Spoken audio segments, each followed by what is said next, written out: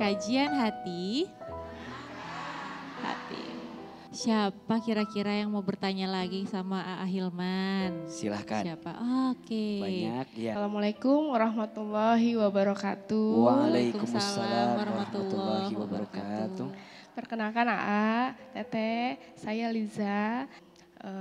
Sebelumnya saya pernah menjadi single parent Aa, selama 4 tahun. Mempunyai anak 1, laki-laki.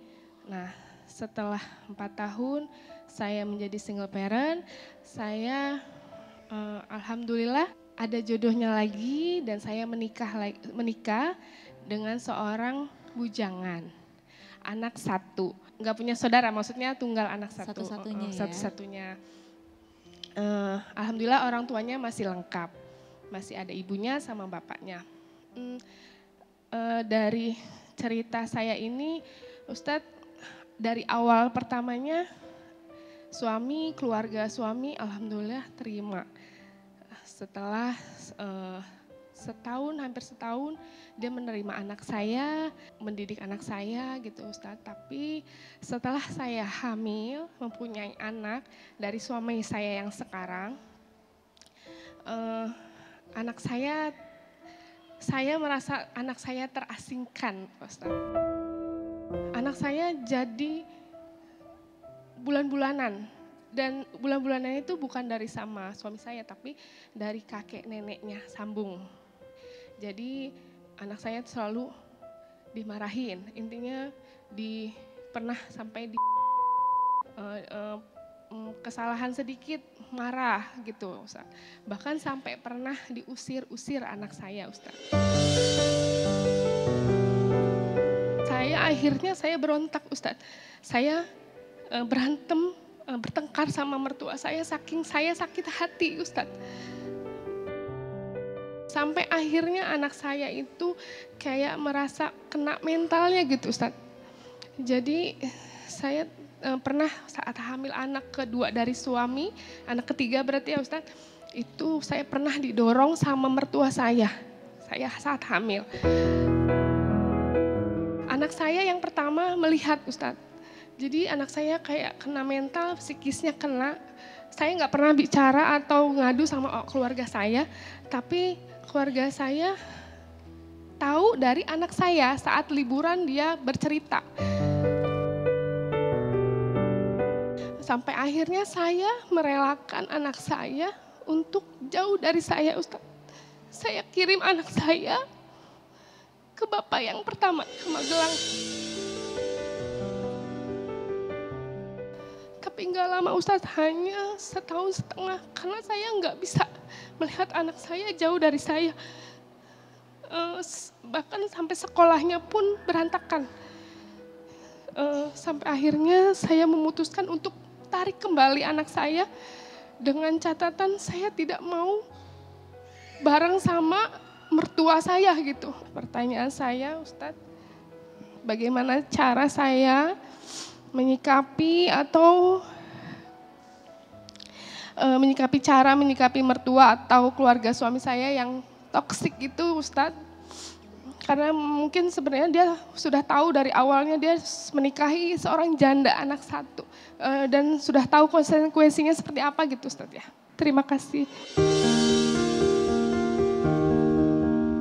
Bunda. Iya, Aa. Ada 2 hal yang ingin coba Ahilman sampaikan dari kisahnya Mbak Liza yang disampaikan kepada kami. Yang pertama, nasihat untuk siapapun yang menikahi seseorang yang sudah menikah sebelumnya. Kita itu bukan hanya menikah dengan pasangan kita semata. Kalau dia sudah punya anak dari pernikahan sebelumnya, berarti kita pun juga harus ridho, harus menerima pasangan kita plus anaknya dari pernikahan yang sebelumnya. Karena Bagaimana mungkin kita memisahkan orang tua dengan anaknya? Bagaimana mungkin kita memisahkan ibu dengan anak kandungnya? Berarti sama dengan kita memisahkan seorang ibu dengan kebaikan dan kebahagiaannya. Anak itu pernah tinggal di rahim ibu selama 9 bulan. Dilahirkan hidup dan mati, disusui, dibesarkan. Maka wajar ketika ibu itu melangkah pengen bawa anaknya. Karena anak sesuatu yang tak bisa dipisahkan. Dan ingat ya, jangan membedakan antara anak sambung dengan anak kandung. Dua-duanya adalah titipan dari siapa? Allah. Kalau titipan dari Allah, saat kita merawatnya, membesarkannya, ada pahala atau tidak? Ada. Yang kedua, tentang bagaimana pola asuh terhadap anak kita. Ibu harus menguatkan anak yang ibu bawa daripada pernikahan sebelumnya. Karena bagaimanapun sekarang dia tinggal dengan kita, dengan keluarga barunya. Ketika ditanya tapi sering dibedakan, sering dibandingkan. Mungkin hal yang wajar, tinggal bagaimana kita kuat saja untuk tidak lemah dengan segala keadaan yang ada. Kalau dia dilemahkan oleh lingkungannya, minimal bunda harus menguatkan dia. Bunda yakinkan pasangan bunda. Sebelum kita meyakinkan orang yang jauh, yakinkan orang yang dekat. Fokus dengan apa yang bisa kita lakukan. Jangan terlalu sibuk dengan apa yang tidak bisa kita lakukan. Apa salah satunya? Kita gak bisa nebak perasaan orang yang jauh. Betul? Kita gak bisa ngotak-ngatik izin. Dalam hal ini perasaan mertua harus lebih sayang sama anak. Mungkin susah untuk itu. Tapi tugas kita sebagai ibu untuk kuatin dia. Nah gak apa-apa ya. Mungkin kakek nenek kamu belum sayang banget sama kamu. Kamu buktiin ya. Kamu harus pinter ya. Berprestasi ya. Agar nanti nenek kakek kamu bangga sama kamu. Jadi itu yang harus bunda kuatkan. Jangan sampai dia dilemahkan oleh nenek kakeknya. Ibu juga lemah. Suami ibu juga lemah. Lingkungan juga melemahkan. Ini yang dikhawatirkan. Ujungnya anak ini bertumbuh di atas luka yang tidak pernah sembuh dalam hidupnya. Jangan membencinya. Jangan menyesalinya. Terus gimana selama pasangan ibu baik-baik saja? Selama itu akan ada kebaikan. Maka ibu tinggal buktikan ibu jadi menantu yang baik. Betul gak? Kemudian cucunya buktikan jadi cucu yang baik. Berkali-kali bilang ya, kita tidak bisa merubah arus ombak yang datang. Yang bisa kita rubah apa? Ajarkan tubuh kita berenang. Agar saat ombak itu datang kita bisa mengarunginya. Sama, kita gak bisa merubah sikap orang ke kita. Yang bisa kita atur apa? Hati kita dan sikap kita kepada orang lain. Kalau ibu udah ngerasa gak kuat, ngerasa capek, ambil air wudhu, bentangkan sajadah, sholat. Berceritalah sama Allah.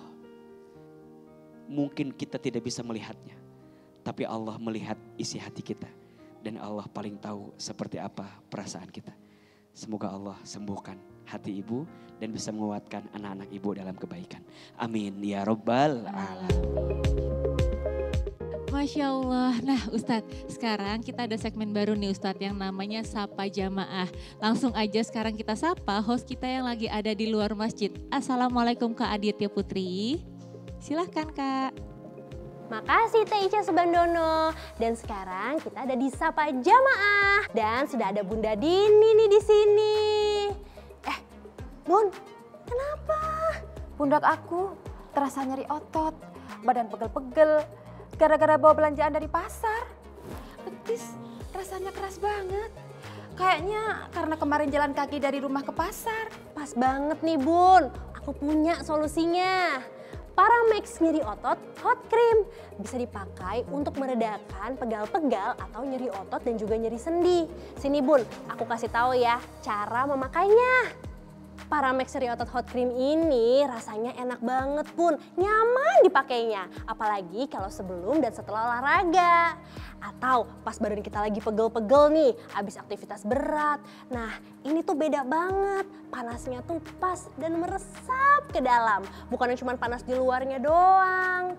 Jadi berasa banget efeknya di otot kita yang lagi tegang. Apalagi Bun, kalau diolesnya tuh di daerah pundak atau betis. Ih langsung berasa enteng dan rileks banget. Krimnya juga nggak lengket, jadi enak banget digosoknya. Dan yang paling aku suka nih, aromanya bikin rileks banget karena mengandung aromaterapi anis oil. Mantep. Panasnya nyaman ya Teh? Ada aromaterapi anis oilnya juga? Cobain sendiri deh Bun.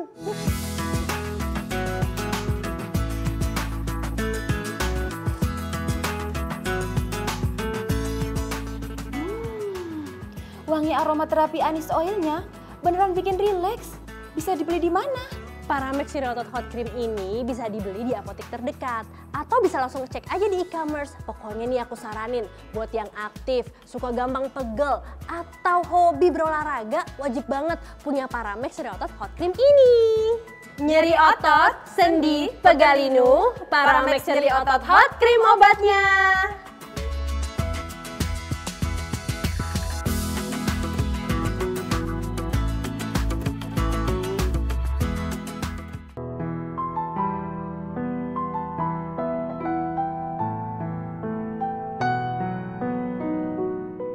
Bunda, hati harus punya prasangka baik. Kenapa? Karena semua bermula dari hati. Apa yang kita rasakan di hati menentukan apa yang kita pikirkan. Apa yang kita pikirkan menentukan apa yang kita ucapkan. Apa yang kita ucapkan menentukan apa yang kita lakukan. Apa yang kita lakukan menentukan apa yang jadi kebiasaan. Dan apa yang jadi kebiasaan menentukan nasib kita dalam kehidupan. Ternyata semua bermula dari hati yang bersih, dari hati yang baik. Maka perbaiki hati, lembutkan hati. Agar semua bermuara pada kebaikan dalam hidup. Kalau hatinya sudah baik, maka lisannya akan baik. Mudah-mudahan kita terus dibimbing jadi orang yang makin baik dalam hidup. Amin. Ya Rabbal Alamin. Ya Allah. Cabut nikmat berbuat dosa di hati kami. Agar sisa hidup kami lebih sibuk dengan kebaikan kepadamu. Ya Allah, perbaiki semua urusan kami. Perbaiki rumah tangga kami. Perbaiki keluarga kami. Perbaiki semua yang berat untuk kami ya Allah. Temani hidup kami ya Allah. Tunjukkan yang baik itu baik untuk kami. Dan tunjukkan yang buruk itu buruk untuk kami. Rabbana atina fitunya hasanah. Wa fil akhirati hasanah wa qina azabannar. Ya Allah terima doa kami. Ijabah doa kami. Subhana rabbika rabbil izzati amma yasifun. Wassalamun alal mursalin. Walhamdulillahi rabbil alamin. Amin ya rabbal alamin.